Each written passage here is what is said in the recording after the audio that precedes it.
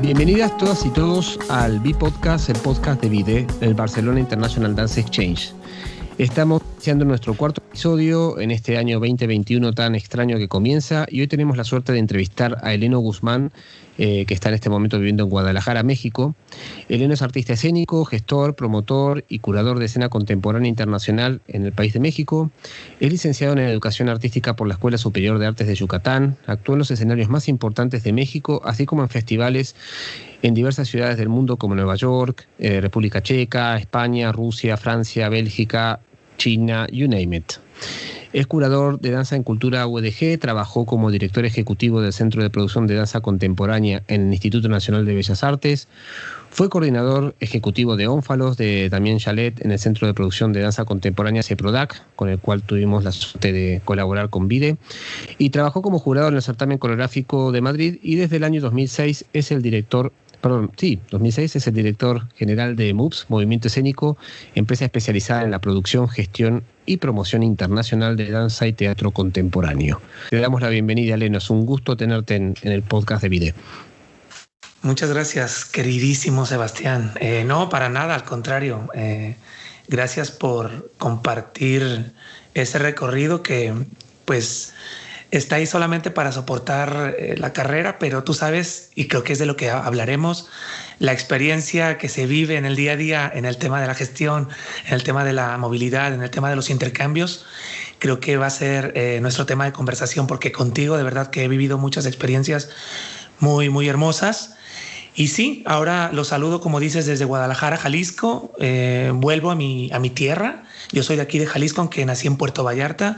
Siempre digo, todavía mejor. Así que estoy de regreso por acá, también intentando generar, yo le digo, un nuevo epicentro para la danza en México, porque tú sabes, normalmente pues todo se va a la gran ciudad de México, lo cual está bien, pero ahora también aprovechando esta pandemia, pues estamos haciendo todo lo que podemos para movilizar, para producir, para generar proyectos por acá en este lado que le llaman el Centro Occidente de México, y esperando que pronto las fronteras de los entre países, las fronteras de los abrazos se rompan, se abran, sí, y podamos vernos pronto, querido. Gracias por abrir este espacio. Estoy feliz. Vamos a compartir pues todo lo que siempre ha estado lleno de cariño. Bueno, buenísimo. Nosotros estamos encantados de tenerte, Eleno, y empezar el año hablando contigo.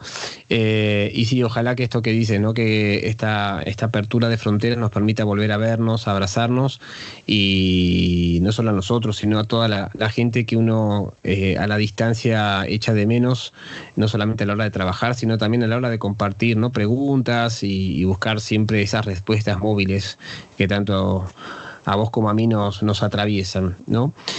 Quisiéramos empezar haciéndote una pregunta. Digamos, yo te conozco desde el año 2014 y ha sido la primera vez que fuimos de gira para allá, en ese momento no con BIDE, sino con mi compañía de danza, y para los que no conocen, Elena es un gran promotor de la cultura en México, y la verdad que fuiste no solamente un padrino, sino un gran amigo que nos conectó tanto a mí como a muchos proyectos en los que estoy vinculado, a relacionarnos con México, y logramos hacer especie de puente de traer y llevar artistas mexicanos a Barcelona, ¿no? Y como puerta de entrada a Europa, y también llevar proyectos de aquí desde Barcelona para allá, ¿no? Entonces te quería preguntar, ¿cómo fue para ti, sabiendo lo difícil que es para la danza en México salir de México, ¿no? Y tú que lo has logrado, ¿cómo fue actuar en escenarios de países y de culturas tan diferentes? Y de esas experiencias que tuviste, ¿cuál fue la que te marcó y por qué? Pues claro, yo creo que la primera partiría de ahí, ¿no? Un poquito históricamente, mi primera gira, por ejemplo, a República Checa como bailarín, ¿no? Ahí me remonto más o menos al 2002, con Alicia Sánchez y compañía. Ir al mundo, prácticamente el propio desplazamiento físico, y ya en su momento el reconocimiento de nuevos espacios, de nuevas arquitecturas, de nuevos olores, de otro ritmo en la voz, de otras bellezas. Eso como ser humano me marcó, ¿no? Prácticamente pisar Europa fue una revelación, el mundo, ¿no? Empiezo desde allí porque te puedo asegurar, así en muchos niveles, que después de ese año, no hubo año, y ve desde cuándo te hablo, que no viajara al mundo. Fue como una cosa, una conexión o una decisión, yo creo que tomé, todavía igual no la hacía tan consciente, de continuar esa movilidad, ese desplazamiento, porque me di cuenta que me había desplazado la vida, las ideas, el imaginario. Pero también supe desde entonces, querido Sebastián, que sé que también es una de las fuerzas que te mueven, que quería que muchos más lo hicieran, ¿no? Claro. Entonces, por fortuna, pasé de ser bailarín y actor de esta compañía a ser el director artístico. Como director artístico, pues me tocó, tuve la posibilidad pues de llevar la compañía a Estados Unidos, de llevarla a China. Ya es que solo me tocaron 2 años de director artístico. Fuimos a muchos más lugares, pero ya como director artístico pude llevar la compañía a estos países y bueno, continuar lo que acabo de mencionar, ¿no? Eso. Y otra de las cosas que me marcó, igual también ya para ir cruzando temas, fue ver escena contemporánea en el mundo, ¿no? Yo fui y no solo fui a dar función, me desplacé por 5 o 6 países a ver danza contemporánea, sobre todo, y teatro contemporáneo. Porque yo soy actor de formación, pero soy bailarín profesional de escenarios. Así es como defino, porque nunca estudié danza formalmente. Sin embargo, me formé en escena y con mis colegas, evidentemente, en el salón de trabajo. Entonces, fue ver escena y sobre todo una pieza que me marcó igual para entonar también la conversación sobre las estéticas que nos motivan también como artistas y como promotores y como productores, como todo, que fue ver el trabajo de Wim van de Keibus, de la compañía Última Vez, de Bélgica, Blush. Yo vi Blush, querido, y la sangre hervió.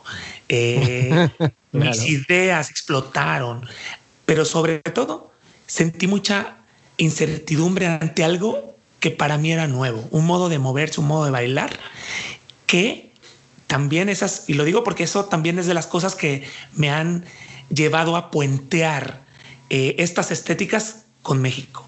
Decidí movilizar eso y compartirlo, ¿sabes? O sea, eso yo no me quedé nada más con la sensación como espectador, decidí llevarlo más, al grado que durante los años, digamos hasta el día de hoy, he llevado alrededor de 15 artistas actuales, digamos, que siguen en la compañía o ex bailarines a dar talleres de ese lenguaje de Última Vez.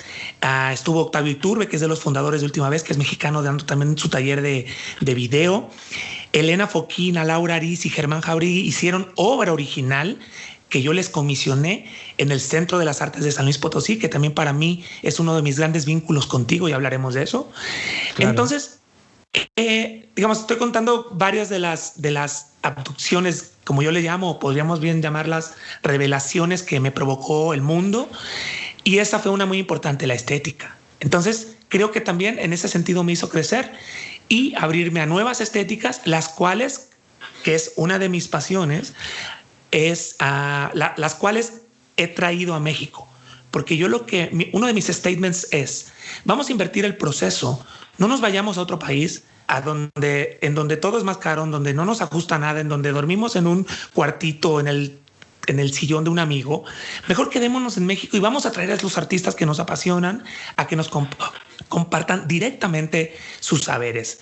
De ese modo, yo lo que pienso es que como artista creas, construyes tu imaginario, ese nuevo ya lo relacionas con el de otro, pero en tu país, en tu casa, con tus amores y tus afectos, no desapegado, solo, pobre, sino un poco más empoderado, un poco más fuerte, con mucho más consistencia humana.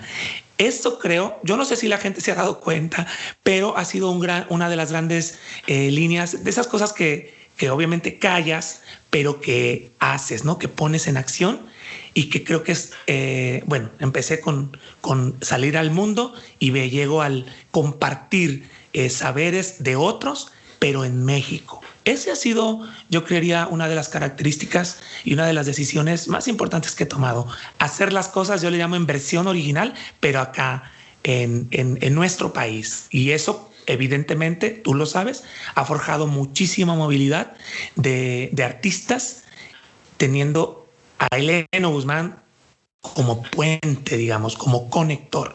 Y eso, esa imagen me gusta mucho sostener de mi persona. Buenísimo. Bueno, ahí entra una pregunta que te quería hacer a posteriori, pero respondiste parte de ella, ¿no? Pero digamos que vos tenías una relación muy grande también con el escenario como intérprete, ¿no? Y también preguntarte, porque hay personas que no les es fácil, ¿no? Dejar ese espacio de exposición tan único como es el hecho escénico, ¿no? Entonces, ¿cómo fue para vos esta transición, ¿no? De ser un creador-intérprete en el escenario a todo esto que acabas de definir también, ¿no? Donde abarcás no solamente el posibilitar escenarios a las personas que están en el espacio o en el país o en la ciudad o en la comunidad a la cual perteneces o estás afincado, ya que estuviste afincado en varias, ¿sí? Sino también esto, ¿no? De crear conexiones con otras realidades. En este caso sé que, porque nos conocemos mucho, que realmente te has enfocado y estudiado muy a fondo el trabajo de Wim van de Keyboes con Última Vez, y que tuviste también el gran logro de llevar a la compañía hace unos años para allá, que me acuerdo lo feliz que estabas, ¿no? Pero ¿cómo se dio este camino de dejar el escenario digamos, a que aparezca toda esta parte tuya de querer intermediar y posibilitar? Claro, fue hace 12 años. Yo justo era intérprete de esta trilogía, se llamaba la trilogía del El Riesgo Interpretado, la que hice con los 3 bailarines, ex bailarines de Última Vez. Ya llevaba 2, ya había bailado en la de Elena, ya había bailado en la de Laura, y cuando llegó la de Germán, fíjate que es ruda la historia, ¿ok? Pero digamos, yo la tomé no sé, pienso yo, con inteligencia, ¿no? Aunque a la larga igual y justo fue el shifting point, ¿no? El punto de giro de mi carrera, y en la que ya me dediqué más a la gestión en su totalidad. Fue un tema, acá le llamamos de grilla política. No lo vas a creer, es absurdo, pero te la voy a compartir. Entiendo que de esto se trata, hacer un podcast y compartir historias que nos enganchen y que nos generen también algunas revelaciones propias. El tema es que la comunidad local pensó y de hecho exigió que yo dejara de bailar en las obras, porque ellos pensaban que me estaba autoproduciendo. Sin embargo, yo estaba en todo mi derecho, porque cuando a mí me invitan a dirigir artes escénicas del Centro de las Artes de San Luis Potosí, yo le dije a la directora, oye, yo vengo como artista, todavía vengo del mundo, venía de actuar en Rusia, por ejemplo, con Teatro Línea de Sombra y Ake Group, un grupo increíble de Rusia, de teatro de objetos. Y me dijo, sí, va adelante. Entonces yo tenía permiso, yo tenía un acuerdo. Pero cuando viene la fuerza del otro, del que no va más allá o más bien se mete en la vida de los demás en vez de sostenerse en la suya, pues empezaron a criticar eso. Yo allí me di cuenta también de una cosa, que cuando estás en la institución pública, lo que dice el otro sí importa. Es decir, claro, no es lo mismo que sea, no era personal, ¿me explico? No era contra Eleno, era contra la idea, contra ese México corrupto que está en el imaginario de la gente, y pensaban que yo era uno más. Yo me esmeré en decirles, no es así, esto ya estaba acordado. Sin embargo, creo que, y fue importante, me di cuenta en efecto que no era contra mí, y dije, me bajo del barco para que el proyecto continúe. Esa decisión, yo creo que como gestor tú la habrás tomado también muchas veces, en la que decides no estar porque sabes que estar es, bueno, entrar a doble trabajo y es multiplicarte y es mucho estrés, ¿no? Digo, pensándolo ya en términos que revelan lo que quiero decir. Claro. Pero dejar el espacio escénico, el del ser visto, para más bien justo empezar a no ser visto y estar detrás. Aunque tú sabes que eso es súper protagonista, pero esa es otra historia, ya hablaremos de ella después. Aún como gestor, Sí, Sí, claro. decidí estar detrás. ¿Y sabes qué? Fue mi punto de quiebre. Ya no volví a la escena. Ujú. Pero una idea me sostiene y esta, como dices, para quienes nos escuchan, que están en ese coqueteo con la producción, la gestión o la promoción de escena, eh, pues yo decía, yo sigo siendo bailarín. También eso no es que lo dejes de un día a otro. Yo soy bailarín profesional de fiestas, comencé a decir. Y entonces lo que yo hacía realmente era ser artista en las fiestas de mis amigos o en mis propias fiestas. Y de verdad, en el Centro de las Artes, por ejemplo, las fiestas de fin de año, era el show. Era, no yo, es decir, yo provocaba también que la gente se prendiera, que eso fuera una fiesta colectiva, pero yo sí me asumía como un performer inmiscuido en estas fiestas cotidianas porque eran mis escenarios. Entonces lo viví así y lo disfruté y ya, digamos, no sufrí el dejar la escena porque, y con esto cerraría la idea o la metáfora, lo que pienso y lo creo firmemente y sé que tú también porque te veo y te leo y tu energía no miente, es que el gestor de escena de danza hace otras danzas, es decir, bailamos con las ideas, hacemos coreografía de la organización, hacemos, el pensamiento coreográfico no se detiene, se desplaza del lugar, ya no somos los protagonistas, ya no es nuestro cuerpo el medio, sino nuestras ideas y nuestros proyectos. Eso también me ha sostenido enamorado de lo que hago, como cuando estaba en escena. Claro. Bueno, yo debo decir para los que nos están escuchando que he tenido la suerte de estar en más de una fiesta con Eleno. Me atrevería a decir en más de una ciudad y me atrevería a decir en más de un país, en varios países, y doy fe de lo que acaba de expresar. Has nombrado en varios momentos de lo que nos compartís el tema del Centro de las Artes de San Luis Potosí. Estaría bueno porque hay mucha gente que no conoce, ¿no? Y a los que hemos arribado, como en mi caso, por primera vez a ese magnífico lugar. Hace un poco nos podés compartir dónde salen estos espacios tan impresionantes. Para los que no saben, el Centro de las Artes de San Luis Potosí está afincado en una prisión de fines del siglo XIX, si mal no recuerdo, es un espacio gigantesco. Y hay varios de estos centros en distintas ciudades de México. Y Eleno, has estado muchísimos años trabajando ahí y fue donde básicamente nos conocimos, ¿no? Y trabamos esta amistad de ya de 7 años. Contanos un poquito, por un lado, por dónde, como decía antes, por dónde salen estos proyectos a veces tan impresionantes para personas que venimos de países que no tienen este tipo de lugares, que otros países sí, quizá como Francia, ¿no? Con sus centros nacionales y provinciales de la danza, del teatro, dramaturgia, etcétera.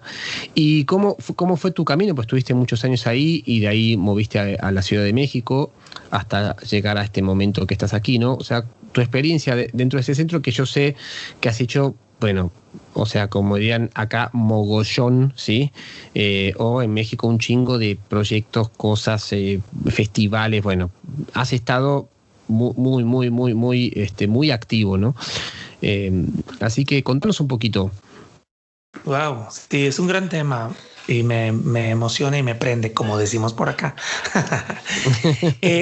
Sí, el Centro de las Artes de San Luis Potosí, como dices, era una cárcel que devino en centro de artes y yo creería, y me atrevo a decirlo, y muchos, decenas, cientos de artistas que recibí en los 8 años que trabajé como director de artes escénicas, les llamaba subdirecciones, pero en realidad éramos directores de los proyectos, ¿no? De nuestras áreas, pero venían de otras direcciones generales, por decirlo de algún modo.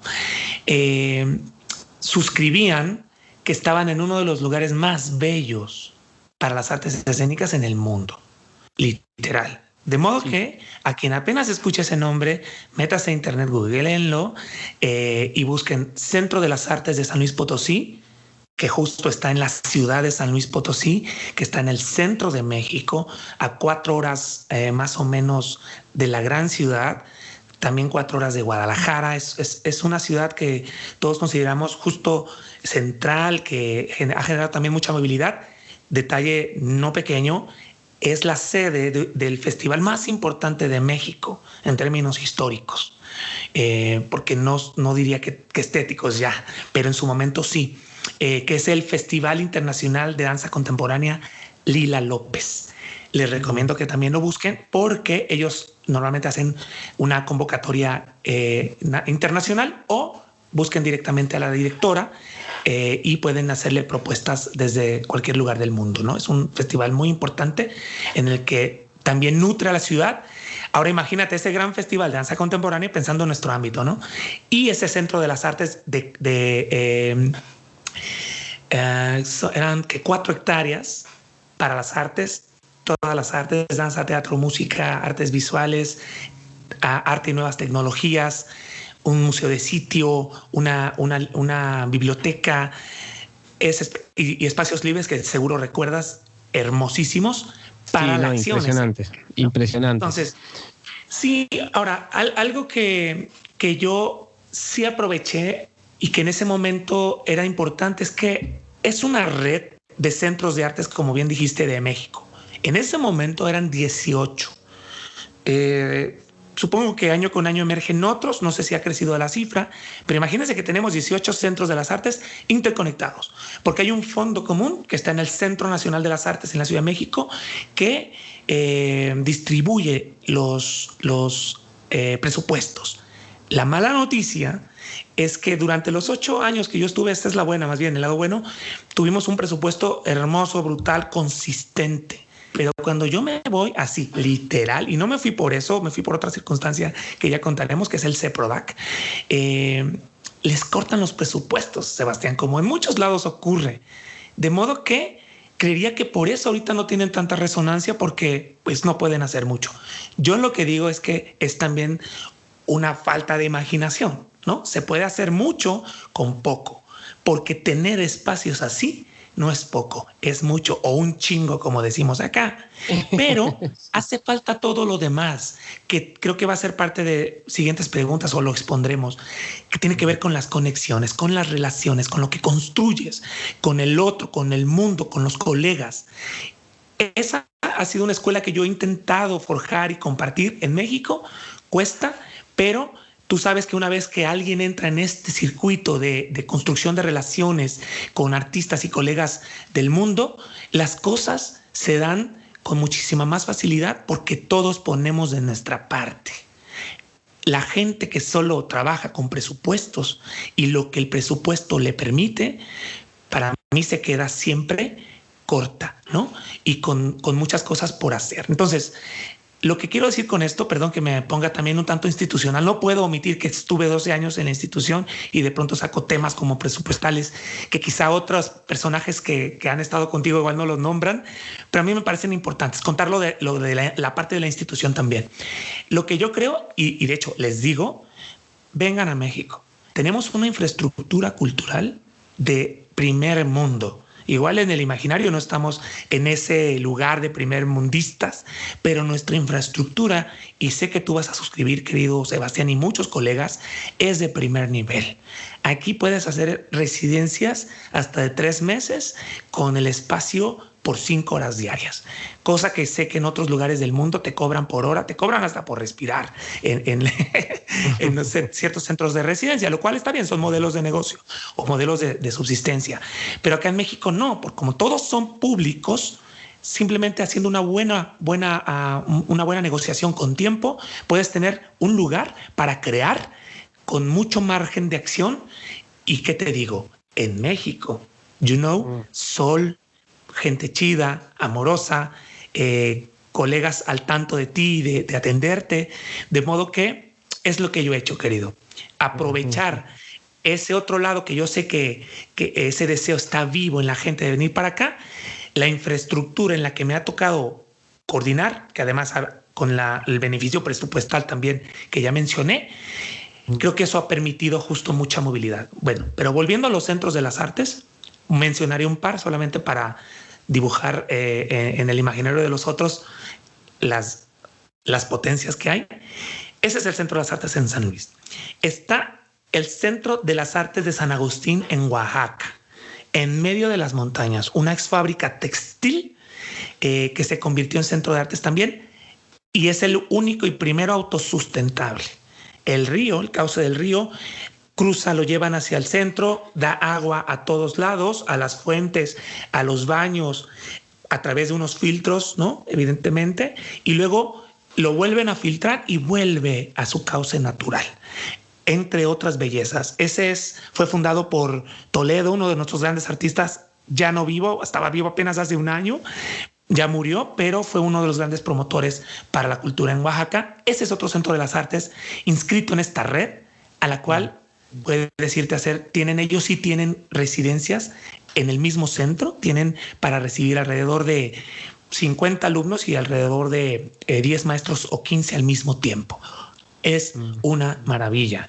Además, solo por mencionarte dos, y yo creo que ya habrá gente con deseos de venir. Perdón. Sí, no, solamente te quería decir que es muy interesante también porque en Oaxaca hay una banda muy grande de artistas escénicos, no muy potentes, vos los conocés muy bien a través de nuestro querido amigo en común que conocí gracias a ti, el Jaciel Neri, ¿no? Que en Oaxaca realmente hay mucho, sabes que es una de las ciudades que lamentablemente por culpa de la pandemia no pude ir porque vamos a estrenar un dúo en el verano que pasó, pero me han hablado maravillas de este lugar y creo que es importante remarcar algo para la gente que nos escucha, que no solamente porque Leno nos describa cómo es el lugar, sino para que se entienda la variedad, ¿no? de estos espacios y dónde están montados, ¿no? Y cómo se les da en alguno de ellos contenido, ¿no? Porque son espacios que son difíciles de llenar de contenido y de actividades porque son muy grandes, ¿no? O sea, cuando decimos grandes es muy grandes. O sea, pensar que, no sé, yo que soy parte con PIDE, estamos en La Caldera ya hace muchísimos años, es un espacio hermoso, pero bueno, pensar que el Centro de las Artes de San Luis Potosí son 4 manzanas de tamaño, te da una idea del espacio que hay alrededor de estos sitios. Perdón que te interrumpiera, pero quería decir esto porque también estos centros están rodeados de personas que están haciendo muchísima actividad, ¿no? No sé si acordás conmigo con este gran grupo de artistas de Oaxaca que hay por ahí, ¿no? Con el Termi y toda esta banda, ¿no? Absolutamente, sí. Sin duda, es lo que crean los centros de las artes, ¿no? Se vuelven detonadores, fortalecen a sus propias comunidades cuando lo apropian, ¿no? Porque también, claro, evidentemente hay gente y hay comunidades que se resisten, pero en el caso de Oaxaca, por ejemplo, no es muy orgánico. Como el líder era Toledo, pues había mucha empatía con él porque pues toda su vida la dedicó a forjar proyectos para el otro, comunitarios, para las personas, y creo que el Centro de las Artes de San Agustín equilibró muy bien tradición y contemporaneidad. Para cerrar el dibujo, solo para mencionar uno más, una triada de espacios, mencionaré uno que no está en esta red, pero que está en Guadalajara y que además, bueno, hay muchas historias de afectos con la gente que lo dirige y evidentemente, porque está en mi estado, que es el Conjunto Santander de Artes Escénicas de la Universidad de Guadalajara. No sé si se lo conozcas, Sebastián. Sí, lo conozco porque, bueno, lo mismo. Este año que pasó íbamos a hacer un montaje ahí. Hay que también decir entre nosotros que nosotros, tanto Eleno como yo, tenemos la suerte de compartir el profesionalismo de una persona impresionante que es Ireri Mujica, ¿no? Que trabaja contigo hace muchos años ya y claro, es parte del equipo de Vide y de la compañía de danza que llevo también hace ya un año y tantos. Entonces estuvimos ahí en el 2019 y es un espacio impresionante, la verdad que es un lugar maravilloso también. O sea, no tengo palabras, no quiero ser exagerado, pero también es que entras ahí y no es que da miedo, sino que da decir, wow, mira lo que hay acá. O sea, cuando estás en espacios o ciudades que no tienen este tipo de dimensión a la hora de posibilitar lo que decías vos, ¿no? La actividad y las prácticas, que es ahora algo a lo que le vamos a entrar después de que terminemos de hablar de este tema, que me parece fascinante, ¿no? Porque son espacios muy, muy impresionantes. Total. Pues sí, nada más para dimensionar, esta es una práctica, casi una ciudad universitaria. El Centro Cultural Universitario, si el Centro de las Artes de San Luis decíamos 4 hectáreas, acá son 40. Así es la dimensión, ¿no? Sí. Y nada más para dibujar para los que nos escuchan, tiene 4 salas. Una de 1,700 espectadores, ¿no? Con un equipamiento, sobre todo para hacer ópera, con las mejores condiciones. Otra de 900 espectadores. Esa sí la probamos porque ahí presentamos Ónfalos y bueno, la recuerdan como la primera, única, y no solo de danza, pero remarcan que es de danza, obra que vendió todos los boletos, ¿no? Vendidos. Porque si normalmente pues sí llenamos, pero con muchos boletos regalados. Con Ónfalos fue el fenómeno que justo contagió mucho a la gente, se corrió la voz y llenamos 2 funciones en ese teatro de 900 personas con boleto vendido para la danza contemporánea. De modo que hay un público con deseo, ¿sabes? Con hambre de proyectos potentes de danza contemporánea que están dispuestos incluso a pagar por verla, lo cual es... Esa es una de las cosas, no sé si salga, no creo que sea tema para esto, que en México de pronto abate mucho de los proyectos económicos de las compañías, que es que los festivales no cobran. Si acaso te pagan a ti, eso está bien, cubre ciertas cosas, pero en cuanto a la formación de públicos, creemos que no es el mejor de los casos porque pues la gente no paga por vernos, sino que le dan todo gratis. Cuando ya quieres cobrar para tú capitalizar ciertas cosas, necesidades como compañía, como artista, pues la gente no paga porque no está acostumbrada. Pero bueno, este conjunto sí, y con Ónfalos lo logramos.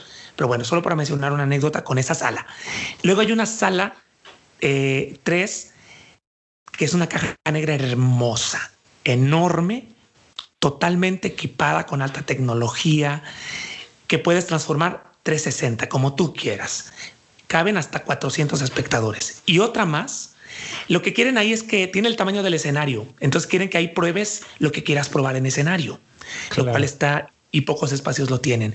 Y finalmente una caja negra para 200 personas. Pequeña, petit, pero tú sabes, cozy, también totalmente equipada y disponible también para transformarla. Creo que es a solo 2 frentes.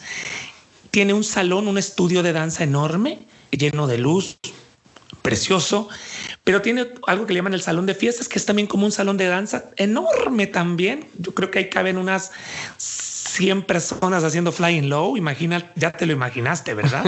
Sí, sí. O improvisando los grandes jams videños, que bueno, ya hablaremos de eso, que no me ha tocado estar, pero que los conozco bien. Y espacios abiertos, lobbies.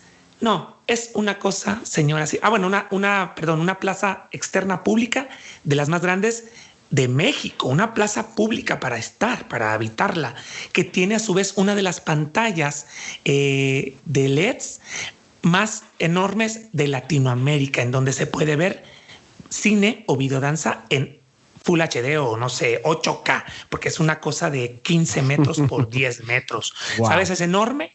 Y hay el Ágora Jenkins, que es un espacio, la verdad, ahí te debo el número, pero pueden, yo creo, alrededor de 500 personas ver espectáculos al aire libre en un pequeño escenario que está allí y también ver las películas cómodamente. Ese es el Conjunto Santander de Artes Escénicas que dirige María Luisa Melendres y que también está impulsado por otra de las grandes figuras de la cultura de este país, que es Igor Lozada, que es el coordinador ejecutivo de Cultura UDG. Y bueno, sabemos que la UDG es una fuerza cultural de este país, pero nada más cierro con este comentario. Cuando va la gente, por ejemplo, ahora que estuvo ahí Benoit Lacham, un icónico coreógrafo canadiense, o la misma Dana Ashby, con quien estoy ahora produciendo una pieza internacional, lo que les parece interesante es que lo ven muy optimizado, es decir, parece que está bien pensado y en efecto así es. Lo hizo gente de teatro, lo hicieron productores activos de teatro, gestores activos de escena, teatro y danza, pues, ¿no?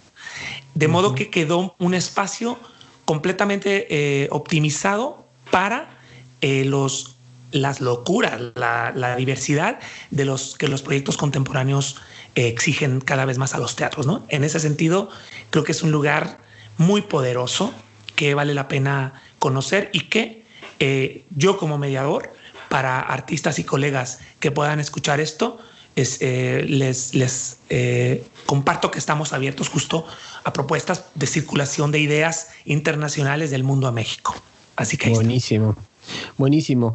Bueno, tocaste algunos temas que luego los voy a retomar preguntándote de CEPRODAC y de lo que estás haciendo ahora con Diana, pero quería pasar un momento también a tu parte también de facilitador de prácticas, ¿no? Porque también, bueno, es algo que nos ha llevado también a muchas charlas y hemos tenido la suerte de conocer algo de las prácticas que proponemos y sostenemos desde hace tantos años. Entonces, vos sabés que nosotros en VIDE tenemos un tema bianual, ¿no? Y cuando estoy haciendo el laboratorio con los bailarines de CEPRODAC hace ya 2 años, casi 3,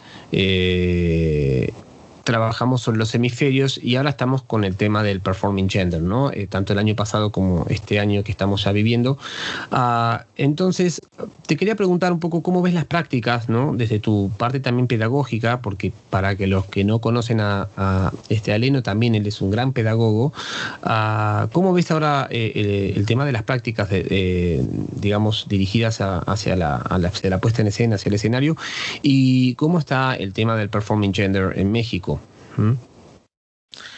Claro. Bueno, justo esos 12 años fueron 12 años de prácticas, ¿no? De multiplicidad de apuestas. Claro. Te podría decir que después del centro di un giro, ¿no? Yo pensaría que ese espacio de investigación de las prácticas de la escena contemporánea la viví con más profundidad y multiplicidad, porque era danza y teatro en el Centro de las Artes de San Luis Potosí, y tenían que ver, y me encanta lo que logramos, que cada vez veo que cuán necesarias son, que es todo el tema de la escena expandida. Digamos, lo voy a conectar con la danza también, ¿no? Sobre todo por el momento que estamos viviendo, ¿no?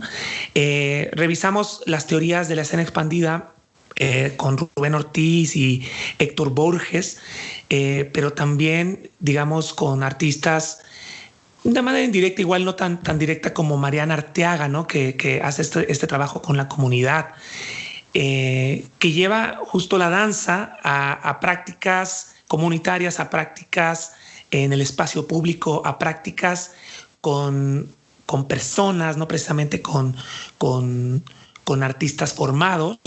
Eso me interesó mucho en el Centro de las Artes. Yo creía firmemente que había que atender todo el tema técnico, ¿no? Que por supuesto hubo la línea de la improvisación de contacto, del flying low, toda la línea Women de Caboose, que yo le llamo la fisicalidad, ¿no? Todo el tema de la fisicalidad o el teatro físico fueron las líneas que manejé, porque también, pues, finalmente, al dirigir, pues, se nutre de las estéticas que conoces, ¿no? Y de los contactos que tienes que manejan esas técnicas. Y bueno, no se diga en el camping, que tuvimos el camping mientras yo estuve alrededor de 5 años, que había 40 talleres de distintas técnicas cada uno en una semana, ¿no?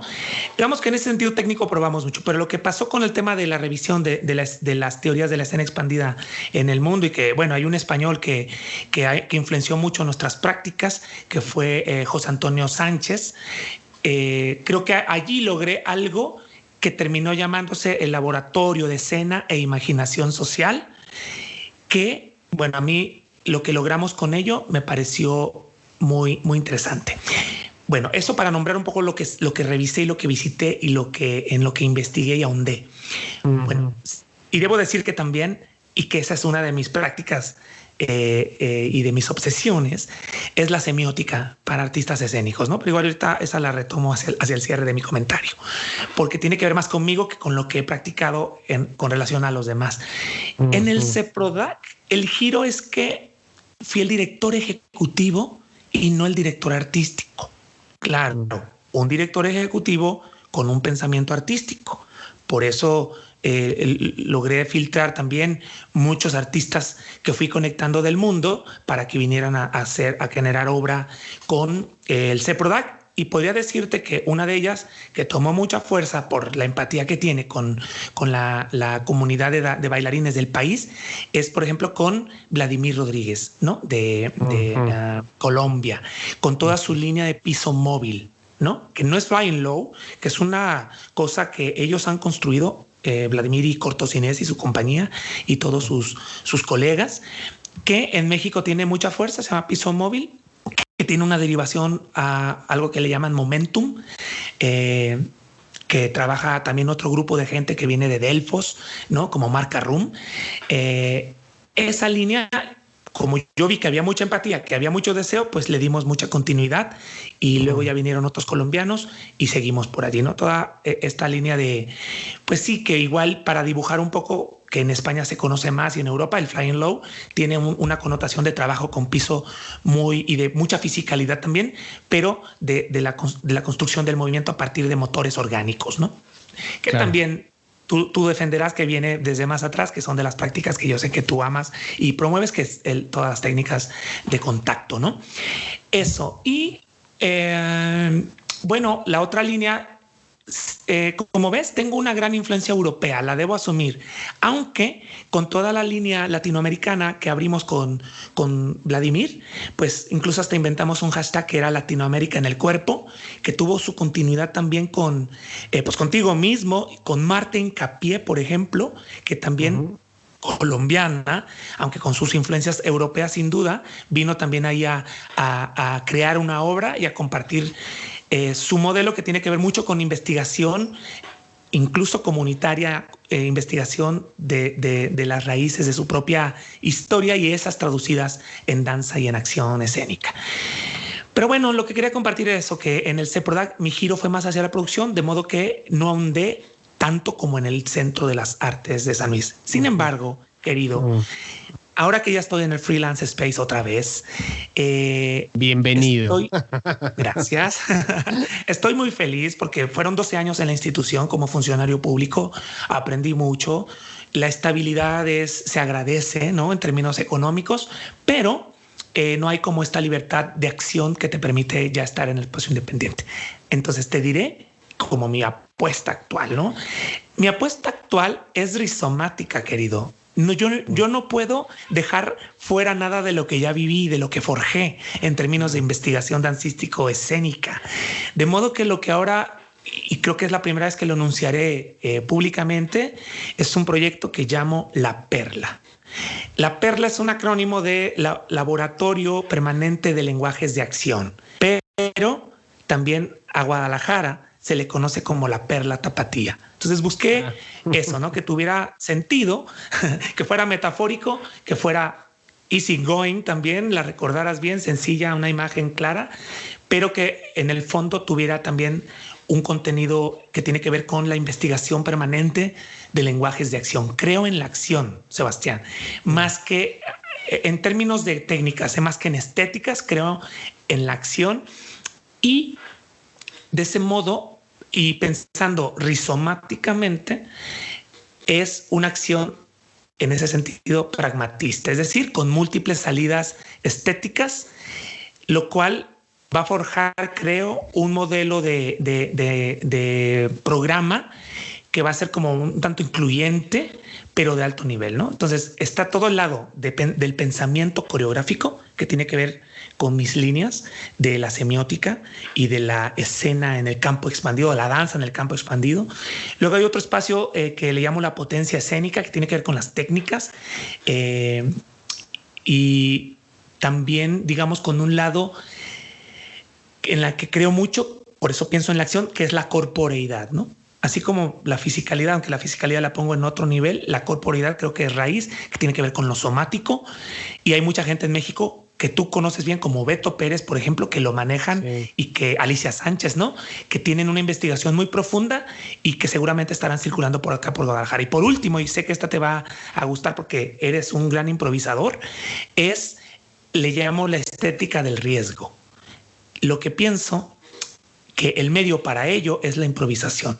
No porque te pongas en riesgo físicamente, aunque sí, también eso existe y está allí, ¿no? Porque no sabes cuál es el paso siguiente y no sabes por dónde va a pasar la mano o el pie del otro, pensándolo en términos concretos, sino la puesta en riesgo y vulneración o vulnerabilidad de los conceptos con los que dialogas con el cuerpo. Para mí, El riesgo estético está en vulnerar lo que concibe el espectador de manera previa. Es decir, que cuando ya vea lo que pones y decides llevar escena, provoque una vulnerabilidad conceptual en el imaginario del espectador. Eso es lo que llamo construir una posible estética del riesgo, y la improvisación, Sebastián, que para eso será siempre bienvenido por acá, en ese sentido, pienso que la improvisación como research, como investigación en acción,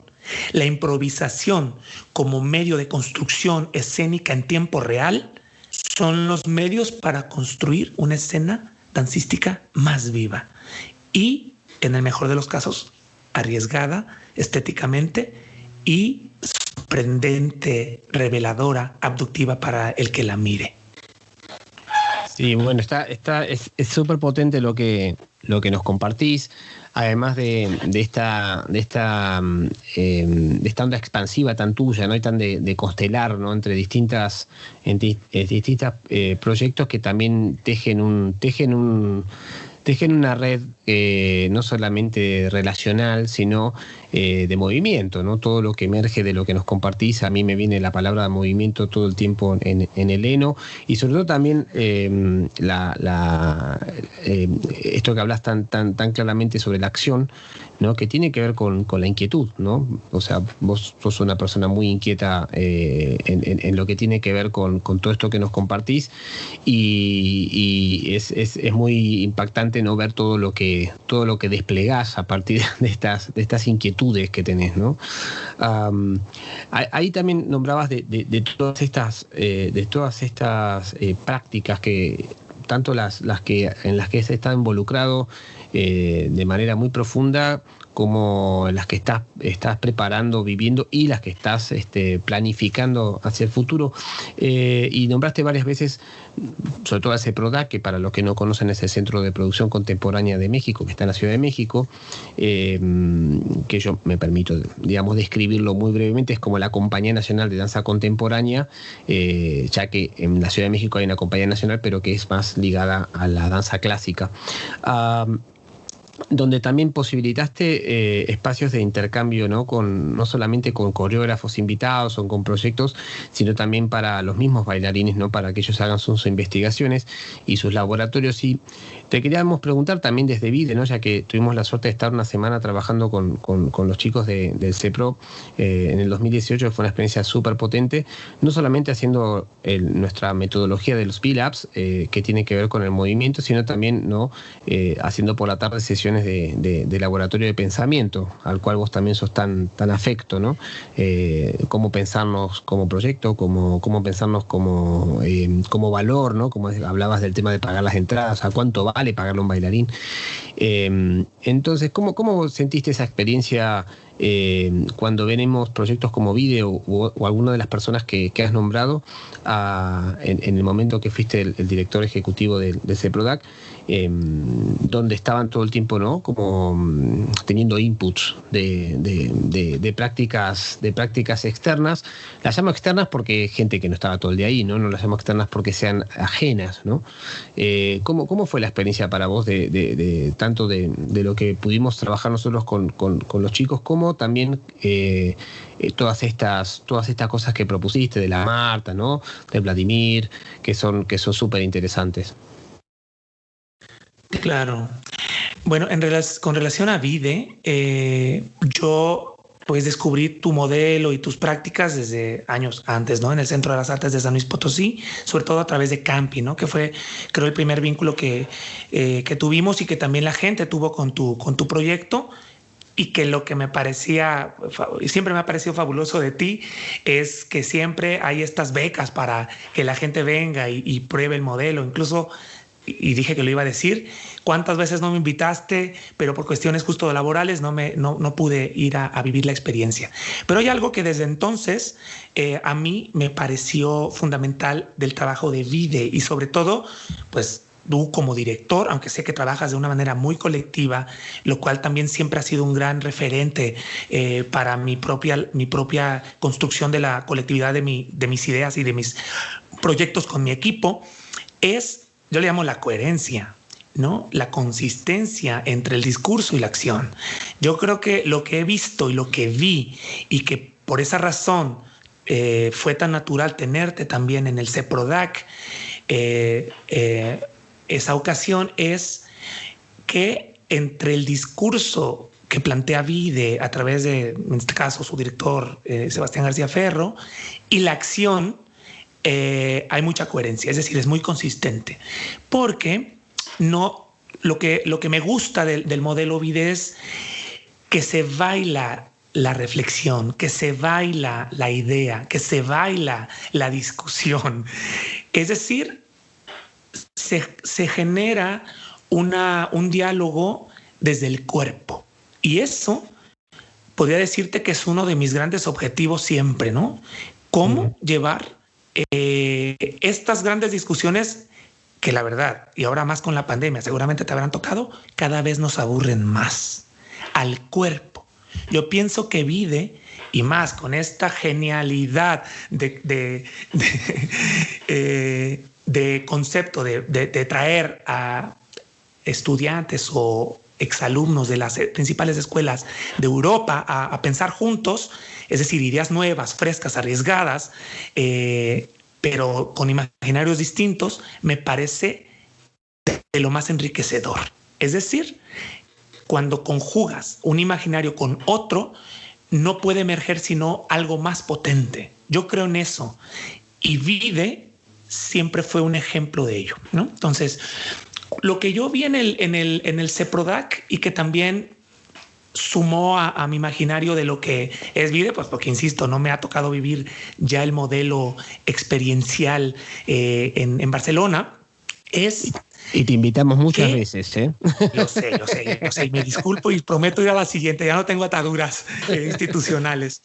Bueno, también te voy a decir luego mi miedo para ir al Vide, pero ahorita lo cruzo más bien. Es que había un ambiente de reflexión, pero súper pro y súper comprometida, y que además, lo acabo de decir, desde el cuerpo, ¿no? Con lo que yo me quedé en el CEPRODAC, y que puedo decir que incluso he continuado desdoblando, es el feedback, el tema de la retroalimentación en todos los niveles. Esa práctica que también sé que es muy común de Vide, de compartir tu experiencia de lo que ves, de compartir incluso tu experiencia de lo que oyes, porque hay mucha discusión, pero tomar el feedback como una herramienta. Y aquí es donde lo que sé de ti, lo que he visto de ti, esa coherencia me parece importante, y pensaría que todos deberíamos buscar, es que el feedback en danza sea en movimiento. Yo creo que hay que ir hacia allá, porque ¿qué pasa? ¿No? Abrimos muchos espacios en el que el feedback es sentados, y pasa una hora, cuando yo creería que ese feedback tendría también que ser en acción. Yo no sé exactamente el modelo, porque nomás me asomaba, no estuve ahí todo el tiempo, ni he estado en Vide, como ya me reclamaste, y como yo mismo me autoimpuse mi regaño. Sé que es una cosa muy cotidiana y que se lleva al cuerpo todo el tiempo. Eso yo lo celebro, y sé que es una práctica constante en lo que tú haces, porque somos artistas del cuerpo y hay que reflexionar desde ese lugar. Y sé que lo vi en los chicos, porque eso sí, yo hacía como director ejecutivo. Mi modo de enterarme era con pequeñas entrevistas de 10 minutos que me contaban su experiencia en los talleres, todos los 20, y por ahí yo iba dibujando lo que ocurría al interior. Y si algo flotó en esos días, fue no solo la reflexión, sino algo, creo, más importante, cuestionamientos sobre sus propias prácticas. Yo creo que lo que tú provocas, lo que tú empujas, es a que o confíes plenamente en lo que crees, en tus prácticas como tal, o las pongas en duda y te permitas hacer giros hacia un lugar inédito.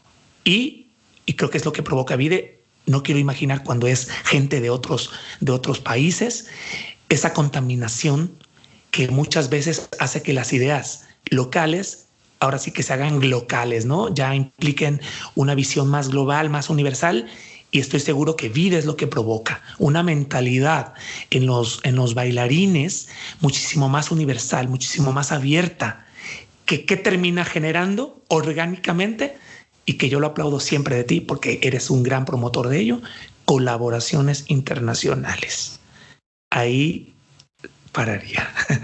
Ay, bueno, muchísimas gracias. Sí, en este caso te agradezco muchísimo, es súper emocionante escucharlo de tu parte. También es un poco lo que nos pasa a los latinoamericanos, por eso vos hablabas al principio, ¿no?, de todos tus viajes y cómo te abrió tu mundo, ¿no?, tus primeras giras a estos países que compartiste como Chequia, Rusia, ¿no?, que tienen que ver con conocer otras realidades. Porque yo puedo ir de Argentina a México y puede haber muchas similitudes, ¿no? O sea, en lo relacional, en cómo nos vinculamos, en cómo está la estructura familiar, en la ciudad grande versus digamos, el countryside, ¿no? Y venimos de países muy grandes. Además, México es muy grande, Argentina es muy grande. Entonces, hay unos contrapesos muy grandes. En cambio, en espacios tan pequeños como es Europa, los contrapesos están mucho más cerca, porque no hay que viajar 7 horas, ¿no? O sea, en 2 horas ya estás en otro país. Entonces, lo que decías, ¿no?, es lo interesante que nos ha pasado a nosotros y a mí personalmente es, al venir a vivir aquí hace ya 16 años y todos los viajes previos, fue la posibilidad de conocer otras prácticas y sobre todo aprender muchísimo de que todas esas personas, y en el caso del encuentro que no has podido venir todavía, pero ya vendrás, hay gente de parte multigeneracional, ¿no? Desde bailarines de que acaban de salir de su formación o de una universidad, hasta gente que tiene 60 y pico de años, ¿no? Y todo lo que hay en el medio, no vamos a decir nuestra edad, pero nosotros estamos en el medio, pero que también hace que tu mirada se amplíe, y como decías vos, al final plantear preguntas, y esto del feedback nos pasó mucho cuando empezamos a ir a Latinoamérica con los programas de Vide, es que el feedback a veces en Latinoamérica siempre está focalizado en lo que falta, en lo que no hay, ¿no?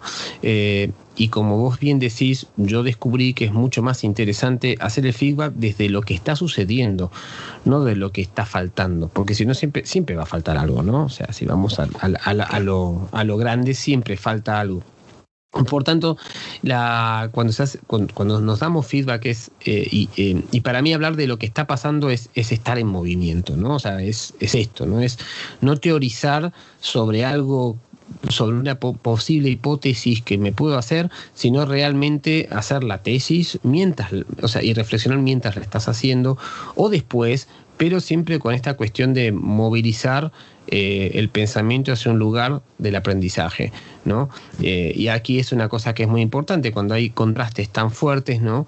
Uno habla de los países europeos, pero bueno, en Vide han venido personas de países muy remotos de África y de los países no tan trendy de Asia, ¿no? O sea, digo, de Irán, ¿no? De países que realmente las realidades son muy difieren muchísimo. Entonces todo eso es aprendizaje, ¿no? Y también esta cuestión que decís vos, ¿no?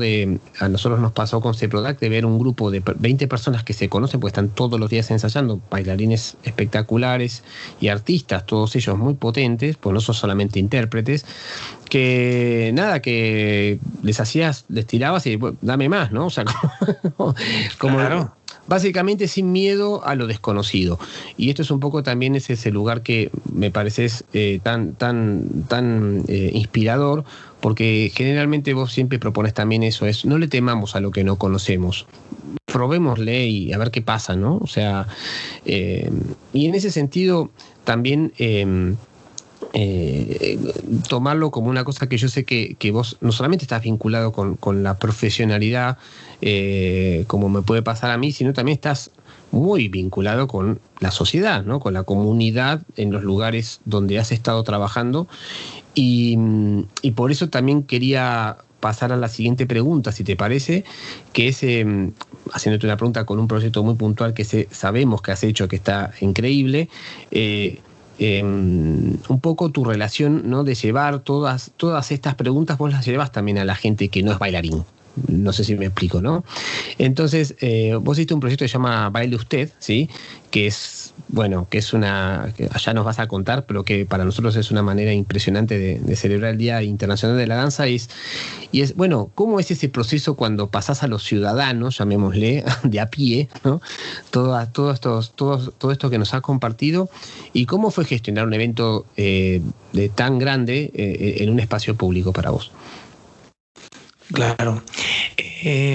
Pues creo que siempre son las coyunturas, ¿no? Yo hablo de las coyunturas de las afortunadas, ¿no? Uh-huh. Que se confluyen tu estado actual en cuanto a la reflexión sobre lo escénico, las experiencias recién vividas, y todo sumó. Podría decirte que en Baile Usted lo que confluyó fue todas los proyectos relacionados justo con teatralidades y ciudadanía, que fue otro modo en que nombramos todo ese tema de laboratorio de escena e imaginación social, ¿no? Uh-huh. que tuvo que ver con estudiar esos dos conceptos y ver cómo estaban vinculados o cómo hacíamos proyectos para vincularlos a través de la acción escénica estética. Esa fue una gran influencia, aunque con el CEPRODAC, como ya dije, me centré en producir, ¿no? Sobre todo. Y no se diga, espero hablemos de ónfalos y te pueda contar algunas historias. Sí, para la gente de danza, ¿no? Ya viene, pero bueno, ya viene la pregunta. Viene después. Okay. Sí. Con ónfalos lo que me pasó es que me autoimpuse, ya diré más detalles de eso, que tiene que ver con otras cosas, un estándar de producción demencial, ¿no? Que ni yo había vivido y que no había vivido tampoco yo en México. Entonces, cuando viene esta coyuntura con la secretaria de Cultura de Jalisco, que, bueno, la conozco porque participé en el ISPA, en el International Society of Performing Arts, y en la rueda de prensa literalmente apliqué una de las que ya considero una buena práctica del gestor cultural, que seguramente la has aplicado muchas veces. Le llamo la táctica de tocar el hombro. Le toqué el hombro y le dije: hola, secretaria, soy Eleno Guzmán, soy artista productor de Puerto Vallarta. ¿Me regala 5 minutos? Me dice: 15 nada más, va. Terminaron siendo 45. Yo en ese pitch, ahora sí que de pitch, tocar el hombro, pitch del hombro, vamos a llamarle, le mostré ónfalos, le hablé de lo que venía haciendo el Centro de las Artes. Bueno, al final fue mucho tiempo, pero lo hice en los primeros 5 minutos, lo cual creo que la sedujo suficiente para dejarme quedarse conmigo 45 y quererme sacar más información, lo cual hice, claro. Como estás viendo, no me cuesta. Entonces fue una plática muy, muy enriquecedora. Me pidió mi celular. A los 5 minutos que yo ya me había ido, yo ya iba de regreso a casa, me llega un mensaje y me dice: Eleno, hagamos cosas grandes por Jalisco. Y yo me la creí. Esa es para mí otra coyuntura. Yo venía de hacer ónfalos, producción a alto nivel de danza contemporánea, ya sabes, producción tal cual, 3 toneladas de escenografía, millones de pesos invertidos. Venía del Centro de las Artes con toda la influencia ciudadana y una secretaria de Cultura poniendo mucha confianza en eso que percibió de mí, que yo espero haya correspondido, que supongo que sí. Entonces, cuando me dijo eso, días después me dice: viene el Día de la Danza, hazme una propuesta. Entonces hice confluir todo, querido.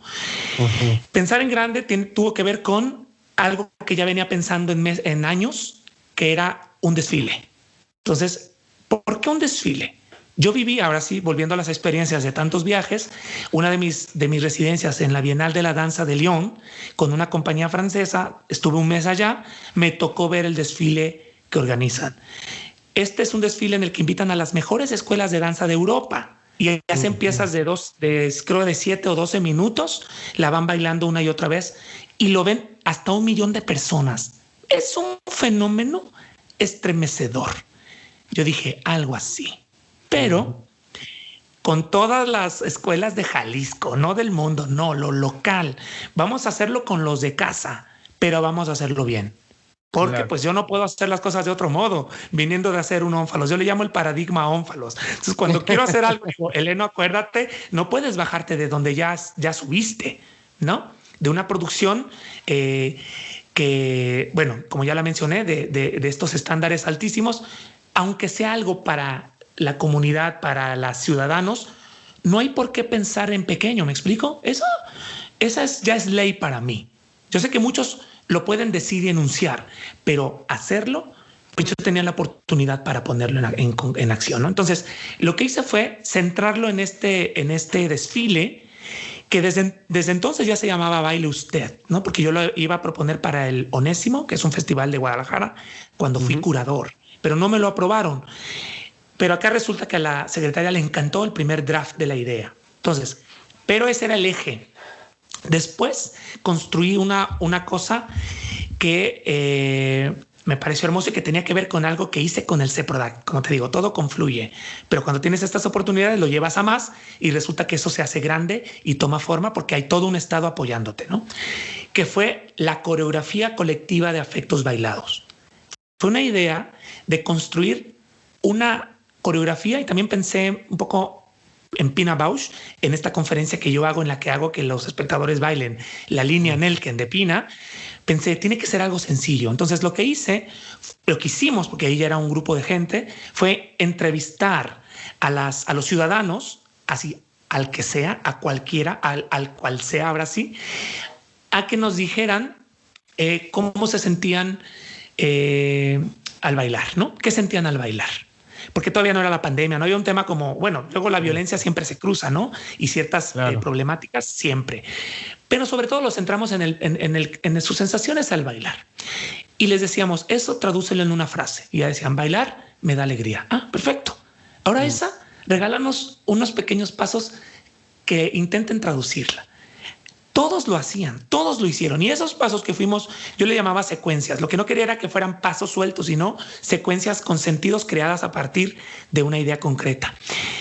Esas las hilvanamos. Comisioné a 2 coreógrafos locales, ya empezó también el vínculo con lo local, a que le llamé el hilvanado coreográfico. Entonces hicimos una coreografía construida por secuencias de baile a partir de la construcción de sentido de lo que sentían por bailar, hecha por ciudadanos, la cual duró 3 minutos. La pusimos sobre una canción de Jorge Drexler que terminó dándonos los derechos porque le contamos el proyecto y dijo, les regalo los derechos de la canción para ese evento, que es Bailar en la Cueva, que es una canción hermosa. Sí, muy bonita. Y entonces la coreografía la hilvanamos, la grabamos y la compartimos a todos los municipios del estado, son 125. A sus directores de cultura de cada municipio se le encomendó la tarea de que lo hiciera circular con sus ciudadanos para que se lo aprendieran e hicieran versiones de la coreografía, que se la aprendieran y la bailaran y la grabaran y la subieran en línea. Ya la evolución del evento en su segundo año fue en línea y pudimos bailar al mismo tiempo alrededor de 300 personas de por lo menos unos 40 municipios de Jalisco. La idea, querido, es que literal, un estado entero baile, pero baile una coreografía construida por los propios ciudadanos e interpretada por los propios ciudadanos. Queremos hacer con ese proyecto bailar a 9 millones de personas. Claro, es una metáfora, pero al tener esa relación consolidada con todos los municipios, la metáfora es creíble. Y tú, como yo amas la danza y el bailar, imagínate un país que baila, un estado que baila juntos. Es un mensaje hermosísimo, un mensaje de cohesión, de colectividad, de conexión, de movimiento, de alegría, de todo lo que provoca bailar. Sí, eso es Baile Usted, entre otras cosas, pero que te quise contar los 2 ejes, ¿no? Bueno, nada más un detalle más. El desfile, dirás, ay, pues un desfile.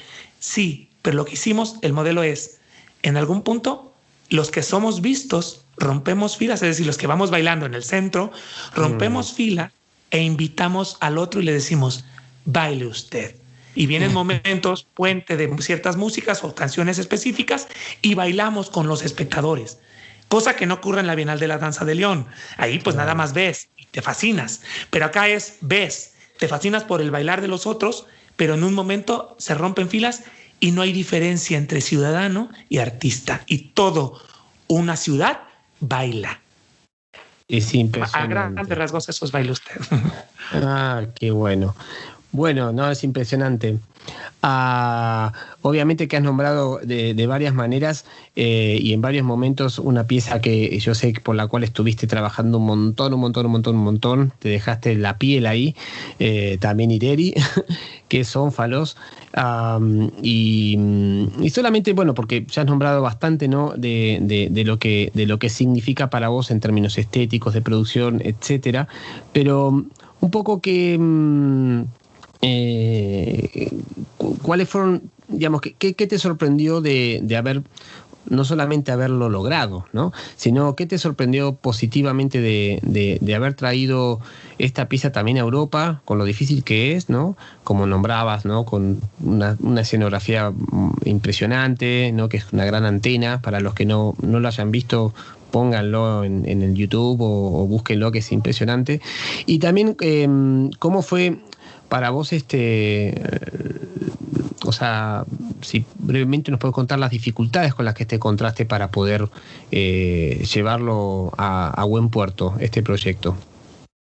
Uf, pues sí, hay muchas historias detrás. Dices brevemente, no lo creo, querido. Ahí discúlpame. No, pero no Me porque lo parece cortes en interesante. corto, pero es un, has trabajado muchísimo, Sí. y yo sé cómo lo conociste a Damiano, siendo bailarín de otro gran coreógrafo de aquí, de Europa, ¿no? Que es el Sidi Larbi Cherkaoui, pero más que nada es eso, nombraste ya algunas cosas, ¿no? O sea, bueno, Claro. boletos vendidos, ¿no? En Guadalajara, en 2 funciones. Nombraste también lo que fue para ti esto de este nivel de calidad, ¿no? Que tiene que ver con la puesta en escena, con la estética, ¿no? Con también trabajar sobre algo muy que tiene que ver con México, ¿no? Pero bueno, también trajiste esta pieza a Alemania y a Francia, que para los que no saben, salir de México no es tan fácil, ¿no? O sea, lo cual es curioso, siendo un país que promueve tanto todo lo que nos está compartiendo Eleno. Sí, totalmente. Nuevamente pensaría en un rizoma, ¿no?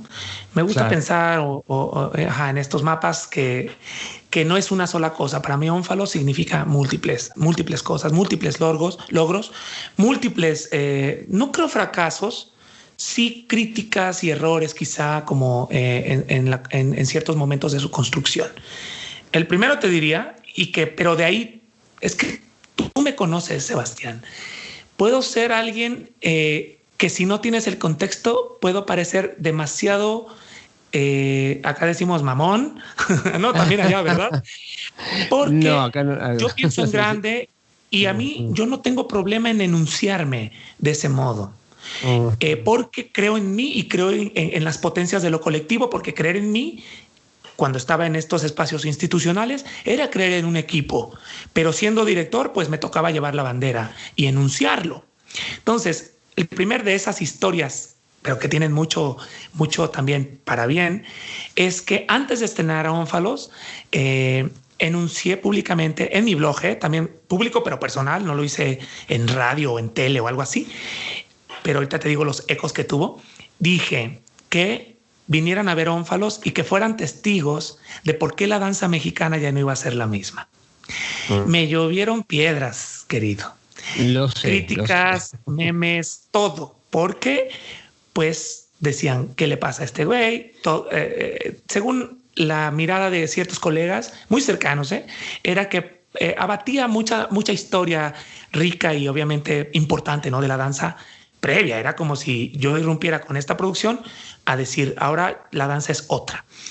Yo lo asumí ese lado, ¿no? Pero te confieso algo y no tengo empacho en decirlo públicamente.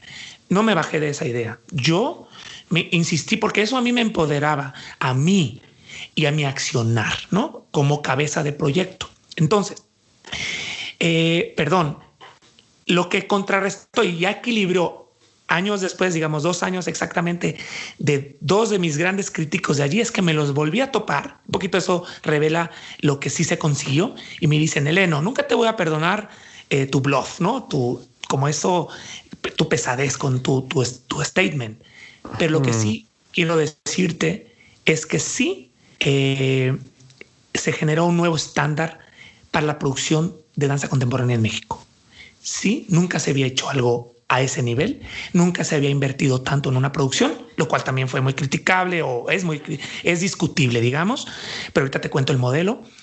Pero te felicitamos o te felicito, pues uno por uno me fue diciendo por lo logrado, ¿no? Entonces dije, perfecto. Me gusta porque fíjate, lo que logra no es la crítica, pero también fue tan contundente, es tan contundente la producción como tal, que logró un giro que normalmente no ocurre, querido, en México. La gente se detiene en una crítica y te odia toda su vida.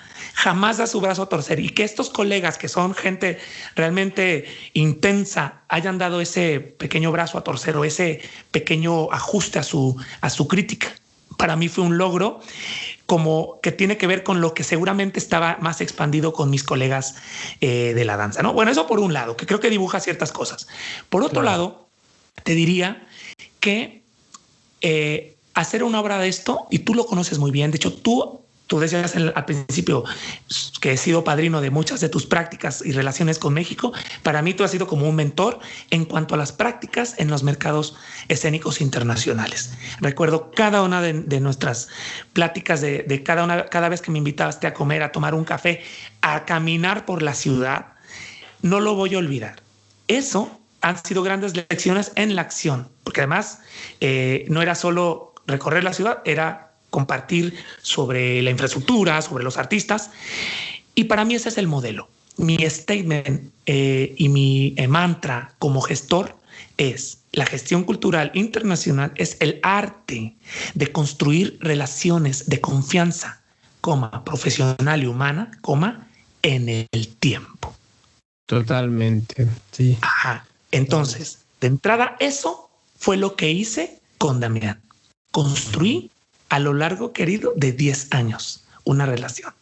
Desde que lo vi en el Impulse Dance en Viena dando clase y que tuve mi revelación, así como cuando vi a Wim, cuando vi a Damián, dije, esta fisicalidad en México va a provocar cosas. Es algo que no hacemos. Esa rapidez, yo llamo como mezcla entre virtuosismo y velocidad que usa Damián en sus cursos y en su obra, ¿no? Que es muy estético, pero es complejo, pero es arriesgado y parece que hace cosas imposibles, ¿no? En cuestión como de elaboración. Dije, esto en México va a ser un boom. A los 2 años ya estaba en el Centro de las Artes de San Luis dando un taller, porque las coyunturas, querido, me hicieron director del centro justo el año en que lo conocí. De modo que pude tener la infraestructura para invitarlo. ¿Y qué crees? Pasaron 2 cosas. Una dijo, wow, el Centro de las Artes, de los más hermosos, qué chingón.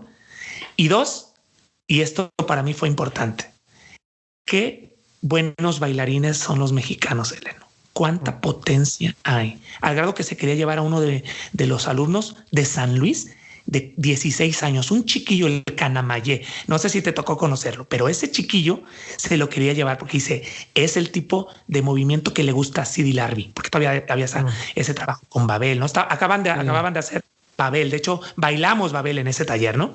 Y que luego se ganó el Oliver Award. Imagínate eso, ¿no? Pero después, si tú lo sabes, en cada visita, así como dijiste, en cada país que fui y que yo sabía que Damián estaba por allí, nos tomamos un café. Hice mi trabajo, que construyó una confianza en él, al grado que cuando ya apelo para ser director del CEPRODAC, Damián me dio una carta, le pedí una carta de recomendación, me la dio y en esa decía que si yo quedaba de director, él dirigía una obra para el centro. De modo que me eligieron director y Damián confirmó su participación como coreógrafo y entonces vino y dirigió esta pieza. Primero con un taller y luego ya vino a hacer la obra. Pero, ok, ahí va un poquito. Esa es la historia como en el tiempo. 10 años, que al final fueron 12 para ya verla estrenada. 12 años, Sebastián. O sea, ¿qué hay ahí detrás? Paciencia. ¿Qué hay ahí detrás? Relación humana. ¿Qué hay detrás? Relación profesional también, de ir a ver sus obras, de estudiarlo, de ver en video, de estudiar todo su recorrido. Hay artistas que me dicen que yo sé más de ellos que ellos mismos. Que yo sé más de sus compañías que ellos mismos. Eso me lo dijo Laura Ariz de Última Vez. Eleno, sabes más de Última Vez que yo. Tienes más materiales de Última Vez que yo, ¿no? Entonces, y Damián un poco lo mismo. Cuando hice la presentación de su recorrido, decía, Eleno, sabes toda mi historia. Le dije, claro, te estudio, te investigué estos 10 años. Eso yo creo que genera confianza. Es lo que sentí, ¿no? Cuando un artista ve que le importas, pues también comienzas a importarle tú, ¿no? Entonces, eso por un lado. Bueno, ya llevo dos niveles. La crítica a la comunidad nacional y yo mi pedantería, pero que después se tradujo. Mi construcción en el tiempo con Damián, y no solo con Damián, daría un pequeño subtema, con Cap Nagel. ¿Y ahí con quién? Con Uta Lamberts, que también conoces, ¿no? Sí, Uta Lamberts también con su relación con camping, con 4x4 de Jalapa y con ciertos festivales de acá y con el Guete, me permitió encontrármela, conocerla y construir una relación. Esa tomó 4 años. Pero esos 4 años, y estas son ya de mis grandes logros como gestor, y lo presumo mucho en mis conferencias, es que después de eso, un correo basta para que un centro tan prestigioso te diga sí a una coproducción y te suelte 20,000 euros, que después se convirtieron en 120,000 euros, querido. Entonces, pero parece que es un correo, pero no, son 4 años. Son encuentros, hasta una cena en Le Cliff, pues. Le Cliff es un restaurante de mi familia en Puerto Vallarta. Un día Uta me llama y me dice, estoy en Vallarta. Y le digo, yo también, las coyunturas que uno no organiza, que Dios, la vida, la escena se encarga. Vente, cenamos y eso va construyendo porque pues contas más historias, conoces a tu familia, a la familia, tus otros ambientes y eso cohesiona relaciones. Entonces, cuando viene ya lo laboral, pero además, ojo, le estaba proponiendo una obra con Damien Jallet, Oliver Award, Caballero de las Artes, Benoit de la Danse, ¿sabes? Más 4 años de confianza conmigo, con México, más CEPRODAC, 20 mejores bailarines del país, Compañía Nacional de Danza, dijo, le entro con un correo. Entonces, digamos, esos fueron los grandes logros como productor, como artista, las grandes críticas y momentos que viví. Pero por último te diría, bueno, un par de cosas más todavía, es lo presupuestal.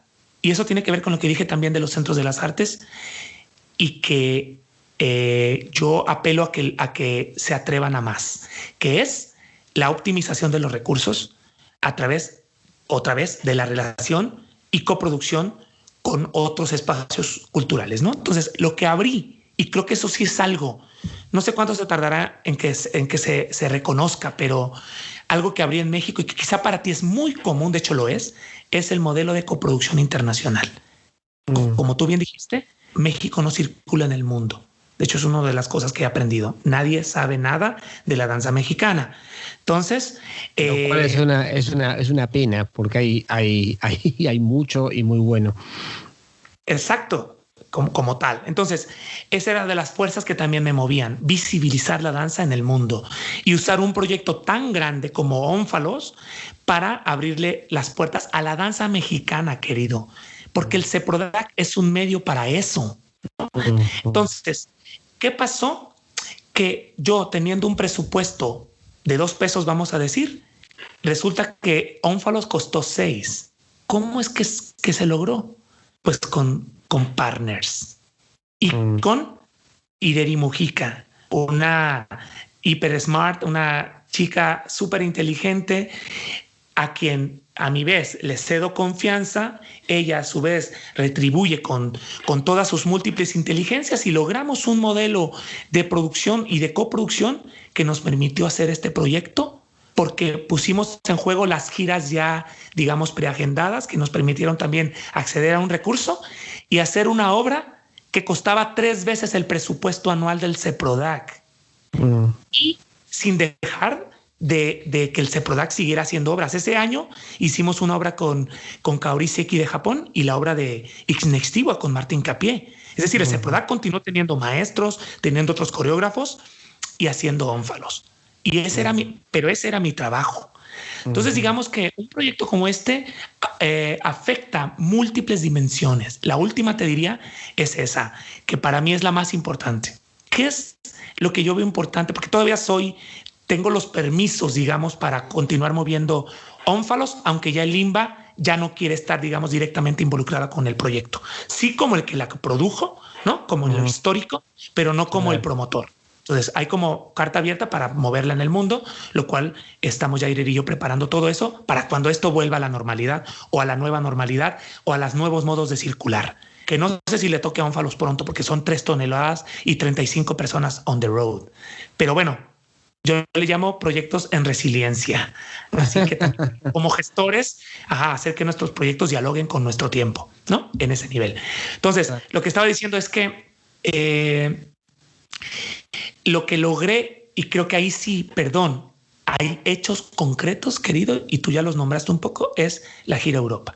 Fuimos 2 veces en un año a Europa con 30 personas, 35 y 3 toneladas de escenografía. ¿Qué hicimos? Construimos una nueva en Alemania. Ese es otro de mis logros como gestor, ¿no? Haber concretado eso, que como te dije, incrementó el apoyo de Kampnagel. De modo que pudimos circular por Francia y Alemania las 2 veces, tener llenos totales, querido, standing ovations por 5 minutos. Pero ¿sabes para quién? Claro, Damián la hizo, pero ¿sabes a quién le aplaudían? Con hurras a 20 bailarines mexicanos. 20 bailarines estuvieron ahí dándose en la madre, poniendo toda su energía, su amor, sus potencias, como bien dijiste, en escena. Y a esos les dieron los aplausos. Esos 5 minutos de aplausos fueron para ellos, porque solo en el estreno en Kampnagel Damián subió.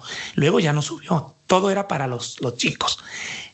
Entonces, ¿qué pasa en el imaginario global? Bueno, por lo menos ahora de Francia, Alemania. Pues la danza mexicana es esto también. La danza mexicana son bailarines potentes. La danza mexicana son colaboraciones interesantes y poderosas como con Damián Yalet, un artista en boga de la danza mundial. La danza mexicana es colaboración con centros de producción europeos. La danza contemporánea vende boletos, mexicana vende boletos, llena teatros, genera ovaciones. ¿No es afectar el imaginario, Sebastián? Con cosas concretas, para mí sí. Y eso es lo que ahora pues me tiene muy feliz con el proyecto.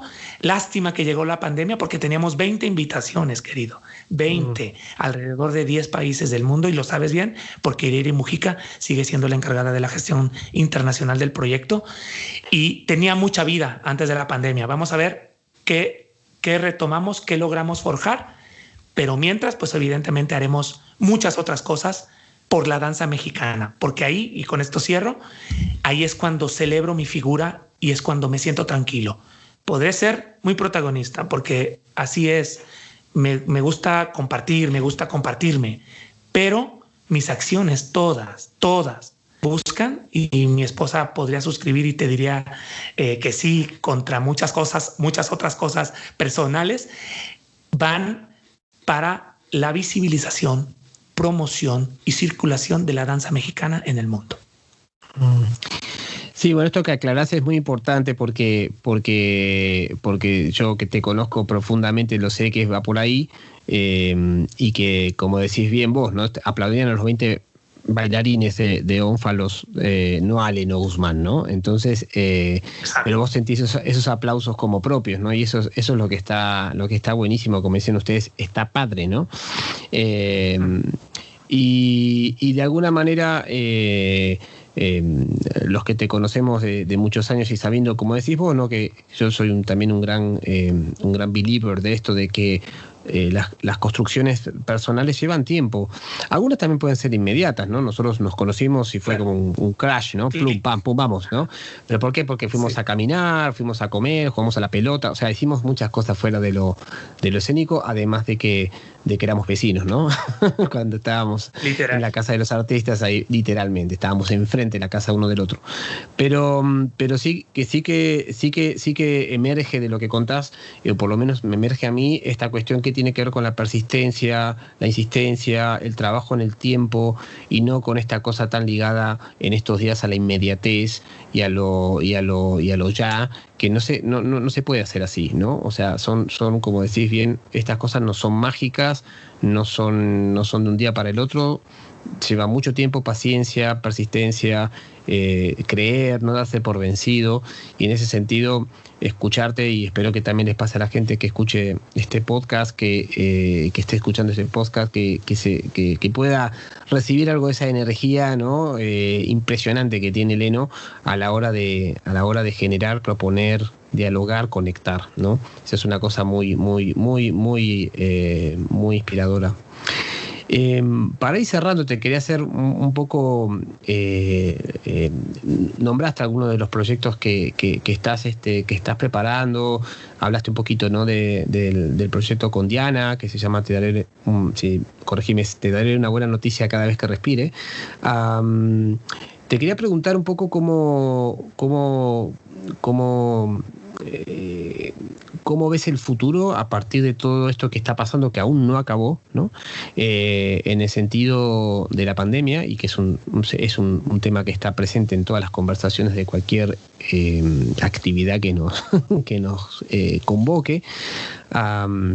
Pero más allá de preguntar cómo está México con respecto a la pandemia en términos de la cultura, es desde dónde te pensás. Vos estuviste muy activo dando varios talleres este año y generando varios programas, pero ¿cuál es tu visión para este 2021 de Leno Guzmán, ¿sí? Y todos sus proyectos? Wow, vaya cierre. Justo intentaré ser muy concreto, porque hemos tenido espacio para pensar, ¿estás de acuerdo? Han sido tiempos de encierro y de estar en casa, y para mí ha sido un tiempo de pensar y de abducir, ¿no? Yo soy semiota, y la abducción es un modo de pensar que plantea hipótesis ambiguas, que plantea adivinaciones, que intenta anticiparse, pero desde 3 niveles de inteligencia: desde la inteligencia sensible, la inteligencia intelectual, por decirlo aunque suene redundante, y la inteligencia física, ¿no? Que muchas veces se queda corta ante los hallazgos de la mente. Entonces, yo lo que he intentado es nombrar eso, pero sobre todo compartirlo. Y todavía más, como bien dijiste y lo has dicho, que es de nuestras naturalezas, formar a otros en estos modelos, ¿no? Aunque nuevamente son modelos que, una vez que los compartimos, tienen vida propia. Es decir, yo no apelo por copyrights, ni apelo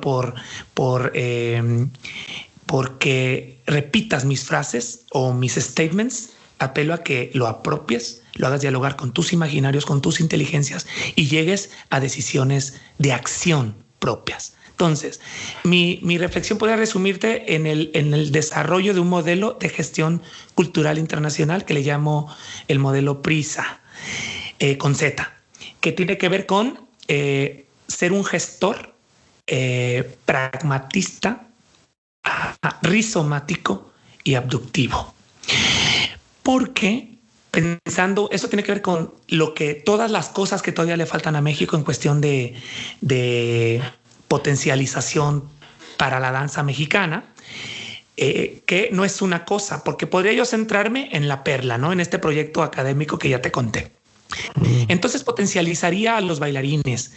Claro, ese tiene, no te dije la otra parte del rizoma o del mapa conceptual, que es el laboratorio de creación y el espacio de formación de públicos y el espacio de la danza comunitaria, ¿no? Que son otros 3 ejes que están por allí también.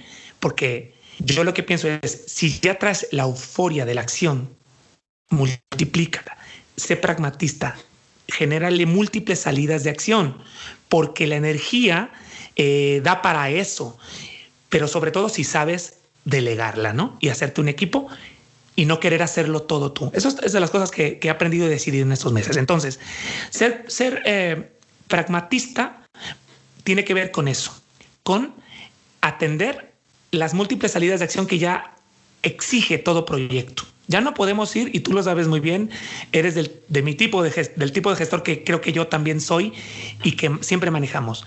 Vamos a un lugar y no solo bailamos, hacemos conferencias, conversatorios, residencias, talleres, todo lo que podemos para optimizar nuestra presencia. Y a eso yo le llamo ser pragmatista, es decir, pero ya yo lo que planteo es que ya en el modelo de gestión ya esté implícito, ya lo dejes allí, porque además estamos en un gobierno, por ejemplo, en México, que le llamamos la 4T, que todo es cultura comunitaria. Ok, entonces la cultura estética de vanguardia, por decirlo de algún modo tonto e inmediato, ¿en dónde se queda? O la de las grandes producciones. Qué miedo, ¿no? ¿Qué tal que ya no dé nada para esto? Entonces, no es que te vayas y eso es lo que pasa, ese es el problema. Todo el mundo se desboca y ahí están proponiendo cosas comunitarias que ni siquiera tienen idea, ¿no? De cómo se hacen, de cómo cuidarlas, ¿no? Y ahí estamos viendo obras de teatro que no se escuchan, ahí estamos viendo obras de danza con los bailarines lastimándose los pies porque no le pusieron nada para protegerlos de ese espacio abierto. Ahí están obras en español cuando en esa comunidad hablan náhuatl, ¿sabes? Empiezan las problemáticas. Entonces, yo lo que pienso es que si de raíz uno es pragmatista, cuidas cada una de esas salidas y te comprometes con cada una de ellas. Desde estudiar, investigar, consolidar los modelos, pero sobre todo invitar a un equipo que te ayude a sostener cada una de esas salidas con consistencia. Eso es por el lado pragmatista y por el lado que también viene es una de las derivaciones de la semiótica en el tiempo, ¿no? Que tuvo mucha influencia en la cultura americana. La segunda es el rizomático, que también es muy común en nuestro modo de trabajar, en VIDE, por ejemplo, ¿no? Que tiene que ver con la horizontalidad, ¿no? Con todas las ideas son importantes y permitir cruces inéditos entre esas ideas, ¿no? De hecho, hasta provocarlas. Claro. Y también que es expandible, es decir, puede crecer de manera natural. Y si alguien hace crecer su rama con ideas nuevas, bienvenido, lo nutres, lo apoyas, lo enriqueces. Esa es, digamos, muy a grandes rasgos, la filosofía de la línea de lo rizomático en este modelo. Y por último, el abductivo. Eso tiene que ver con, ya lo dije, arriesgarte a tomar decisiones que busquen construir un futuro, pero un futuro consolidado en los 3 niveles que ya enuncié: emocional, intelectual y físico. Es decir, y no hay modo de ser abductivo, y ve qué bonito, y eso tiene que ver con la semiótica que yo profeso, que es en la acción. Pero todavía más, si pensamos como artistas, en la acción con intención, o sea, con una intencionalidad. Y esas 3 inteligencias que ya mencioné. Es una acción mediada por la inteligencia sensible o es una inteligencia fisicalizada y afectiva. Como quieras decirla, ¿no? Eso es lo que permite la semiótica, articular de distintos modos lo mismo, pero para no dejar afuera, es importante, los sentidos, el cuerpo y la inteligencia o lo intelectual. Eso es ser abductivo, es esas 3 inteligencias, dejar que tomen decisiones por ti, ¿no? En acción. Entonces, eso, y bueno, para sintetizar, te diré cuáles de mis grandes apuestas para este año. Le llamo la gestión del futuro. Son muchos más, tengo muchos proyectos, de verdad, querido. Me toma 2 horas hacer el pitch de mis proyectos, pero te voy a decir nada más porque creo que tiene mucho sentido y me gustaría que lo escucharan gente de México. La gestión del futuro es una metáfora, tiene como metáfora lo siguiente: construir un nuevo país llamado futuro, pero no extraño, sino esperanzador, en el que formemos un batallón de jóvenes gestores que puedan a su vez hacer forjar, sembrar, cosechar nuevos territorios de trabajo, nuevos territorios laborales, en el que este batallón pueda sostener, pueda promover, pueda gestionar y agenciar a los artistas escénicos de México. Revisando en estos días de pandemia la cadena de producción en México, no existe esa figura. Somos 5, 10, 20. Para un país de 120 millones de personas es nada, querido. Entonces, ¿qué pasa? Mi abducción es la siguiente. Mi apuesta es por los jóvenes. Vamos a empoderar a los jóvenes con un modelo formativo, ya lo dije, rizomático, pragmático y abductivo, en el que puedan consolidar prácticas de gestión cultural que les permita en prácticas reales, concretas, con compañías, por ejemplo, nacionales, en proyectos, en mercados, en presencia en espacios virtuales por ahora, en el tiempo convertirse en los promotores, agentes, gestores de las compañías de danza o teatro del país. Es apostarles desde ya, porque ¿qué pasa? La gente espera que tengas 40, 50 para creer en ti. Este proyecto lo codirijo con Ireri Mujica. Entonces, la primera cosa es, chicos, por lo menos nosotros dos, y te diría el Conjunto Santander, que va a ser un espacio físico para hacer esta comunidad de práctica, como le llamo, claro, es un gran estímulo, ¿no? Un gran ejercicio de confianza de una institución como la universidad. Estamos confiando en ustedes. No queremos que se tarden 20 años. Queremos que con prácticas cuidadas en estos 3 niveles, con prácticas profesionales pagadas, remuneradas, podamos consolidar nuevas figuras en la gestión cultural de este país para llenar ese gran vacío que existe y que evita que nos conozcan en otras partes del mundo, incluso en el mismo país. Esa es la apuesta a grandes rasgos. Esta incluye 3 territorios. El primero es ese, que es la comunidad de práctica, un poquito, ya lo mencionaste, como VIDE, horizontal y multigeneracional, en la que nos reunimos, y esto ya lo hicimos por los últimos 6 meses, era los jueves, ahora va a ser los martes, todos los jueves del año, querido, porque así como el bailarín entrena su cuerpo para bailar, el gestor, pues, ¿qué crees? Resulta que tiene que entrenarse también, ¿no? Por lo menos cada semana, en este caso, encontrarse, reflexionar, tener un espacio de encuentro entre ellos como jóvenes agentes y un equipo de mentores, al cual de hecho públicamente te quiero invitar a formar parte. Pero bueno, eso ya lo hablaremos después, ¿no? Entonces, es un espacio en el que van a convivir con nosotros, que les vamos a compartir todas estas historias, pero cada semana. Eso por un lado es la comunidad de práctica. Por otro, es el territorio en el que es el formativo. Allí, el prana de prácticas y nuevos hábitos de acción. Allí, todos los días de 8 a 9 de la mañana, como el bailarín, su training, van a tener un taller. Hay 3 ya fijos, que es Gestión Cultural Internacional con Ireri y conmigo, 21 días de 8 a 9 de la mañana, 21 días de semiótica y escena contemporánea conmigo y 21 días con Ricardo Aguilar, que es un joven, mi mano derecha ahorita en temas de estrategias para MUPS, mi empresa, y un geniecillo en múltiples plataformas digitales y conceptos de gestión cultural y de emprendedurismo y de todo esto que está en boga y que tiene 23 años. Es decir, es de tú a tú, ¿no? O sea, yo le ya le estamos dando este espacio para que los jóvenes de su edad de pronto digan, ay, güey, o sea, este chico con sus 23 ya sabe estos temas casi como un maestro, ¿no? Que lo sientan así, que lo sientan como un estímulo. Digamos que esa es la parte formativa que también se conecta con Excéntrica, que es una plataforma online, también un proyecto de MUPS, en el que estos talleres ahí van a tener lugar. Y ahí también quiero que artistas gestores como tú tengan cursos en línea sobre gestión cultural internacional y escena contemporánea, los cuales también sean un flujo más de economía para nosotros, que como tú lo has vivido, se nos canceló todo también, ¿no? Claro, no nos pagan por ir a mercados, al contrario, pagamos.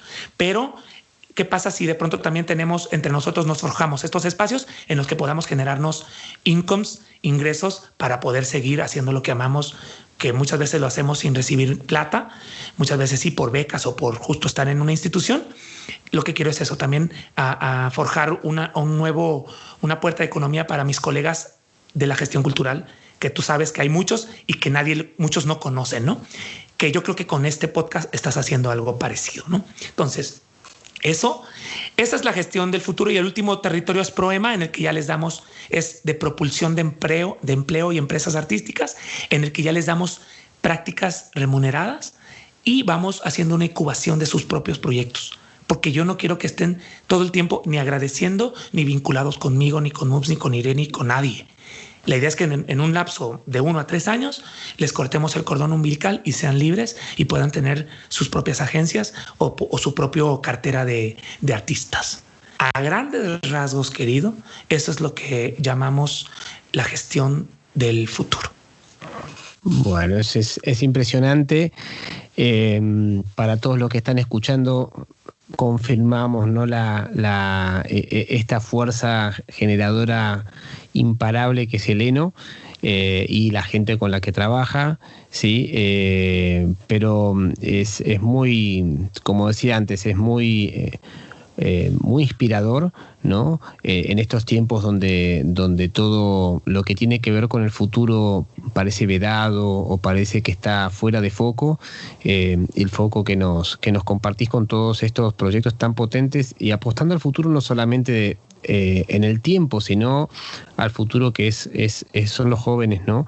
Que sienten a veces que ese futuro se les está diluyendo en las manos, ¿no? Nosotros ya tenemos un poco de vida atravesada, ¿no, Heleno? ¿Considerás conmigo? Entonces, ver el peso que también le pones a ese futuro, ¿no? Que ese recambio generacional, y que no esperemos, como dicen los arquitectos, a cumplir 60 para sentirnos adolescentes, porque ya podemos hacer lo que queremos, ¿no? Bueno, del lado de Vide te agradecemos profundamente tu tiempo. Es un gusto escucharte, es un aprendizaje, inspira. Uno, luego de que hablas y nos compartes cosas, te quedas pensando, te quedas diciendo, ¡guau, mira esto!, ¿no? ¡Ah, mira! Y la completud con la cual construís, y además, obviamente eres un gran comunicador, pero que la completud con la que tejes todo esto que nos acabas de compartir, ¿no? De este futuro. No, los flecos, al fin de cuentas, en el caso tuyo, Heleno, siempre para mí son si aparecen preguntas, ¿no? Pero si aparecen preguntas, pues a tratar de contestarlas y vamos, ¿no? Y vamos. Así que te agradecemos muchísimo. Es un placer escucharte. Muchas gracias, Sebastián, también a ti y a todo tu equipo de Vide. Larga vida, Vide. Ahora sí que Vide está cerca de vida, así que espero que palpite y siga pulsando y provocando. Así que públicamente me comprometo a asistir al siguiente Vide que forjen bueno, ya incluso hasta virtual, pero sobre todo en el que haya cuerpo nuevamente. Y para cerrar, te voy a confesar cuál era mi miedo por ir a Vide, que estaba desentrenado, querido, que yo solo bailaba en fiestas, y en Vide tú me dijiste, aquí es poner el cuerpo. Y yo decía, ay, no, ahorita no quiero estar allí. Pero, claro, siempre era con un guiño, evidentemente, de ironía, porque, pues, me doy cuenta que es lo que yo hago siempre, ¿no? Yo hablo de semiótica, pero lo hago bailando. Entonces los semiotas sufren porque dicen, cabrón, es que tú nos llevas al cuerpo, pero ¿cómo no llevar la reflexión al cuerpo cuando lo que hacemos es danza, ¿no? Entonces siempre fue como el diablito ahí diciendo, oye, pero ahí vas a bailar, y ahí vas a estar en el escenario y te van a hacer preguntas y vas a bailar, a responder bailando. Y eso me generaba, me daba risa, pues, pero sí estaba ahí la cosquillita de que así va a ser Vide, y no sé si eso también hizo que me resistiera, pero no es cierto. Ya iré para allá y me expondré y haré el ridículo y compartiré todo lo que soy. Lo prometo públicamente. Bueno, perfecto. Muchas gracias, querido Sebastián, por tus palabras también, por el feedback que siempre siento de ti en todos los niveles, a veces de manera callada, a través de un like, a través de un compartir lo que estamos haciendo, por los mensajes de vez en cuando en nuestras redes personales, por lo que haces, porque también todo lo que estimulas en términos de trabajo en equipo es inspirador y es siempre un ejemplo. Gracias por ello y por lo que haces con Vide y lo que hace tu equipo, y por también, lo digo con todas las palabras, conectar mundos con tu alegría, con tu modo de ser, con tu humanidad y con tu amistad. Gracias, de verdad, de corazón, te quiero, y muchos abrazos hasta España, desde México, desde Guadalajara, en donde espero muchos de los que nos escuchen pronto, las coyunturas lo permitan, vengan, hagan una residencia, vengan, tomen algún taller, vengan, colaboren con algún artista, que aquí hallaremos el modo de ser plataforma para ustedes. Gracias. Bueno, un placer, es recíproco. Y bueno, estuvimos con Eleno Guzmán, una fuerza de la naturaleza cultural que está en Guadalajara, y cuando tengan la oportunidad de ir para allá, no duden en conectarse con él. Muchísimas gracias y nos vemos en el próximo podcast.